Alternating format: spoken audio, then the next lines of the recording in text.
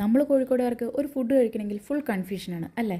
എവിടെ നിന്ന് കഴിക്കും, എന്ത് കഴിക്കും? അത് ഞങ്ങൾക്ക് ഓപ്ഷൻ ഇല്ലാത്തതുകൊണ്ടല്ല കേട്ടോ, ഓപ്ഷൻ കൂടി പോയതുകൊണ്ടുള്ള കുഴപ്പമാണ്. ഞങ്ങളും അതേ കൺഫ്യൂഷനിലാണ് വീട്ടിൽ നിന്ന് ഇറങ്ങിയത്. അപ്പോൾ നമ്മൾ ഇന്നുള്ളത് കോഴിക്കോടുള്ള കോപ്പർ കിച്ചണിലാണ്. ഒരു പ്രീമിയം ആംബിയൻസ് ആണ് കേട്ടോ ഈ റെസ്റ്റോറൻറ്റ് നമുക്ക് തരുന്നത്. ഡിന്നറിനും അല്ല ലഞ്ചിനും അല്ല അങ്ങനത്തെ ഒരു ടൈമിൽ എത്തിയതുകൊണ്ട് തന്നെ അധികം തിരക്ക് ഇവിടെ ഉണ്ടായിരുന്നില്ല.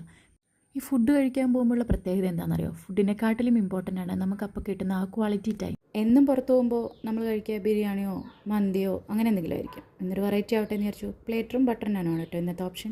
സാധനം കൈ കിട്ടിയതും പാത്രം കാലിയായതും മാത്രമേ ഓർമ്മയുള്ളൂ കേട്ടോ. ഇടയ്ക്ക് വീഡിയോ എടുക്കാനുള്ള കാര്യം മറന്നുപോയി.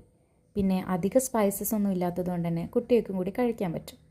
2-3 പേർക്ക് വയറ് നിറയെ കഴിക്കാനുള്ള ക്വാണ്ടിറ്റി ഫുഡ് ഉണ്ട് കേട്ടോ ഇത്.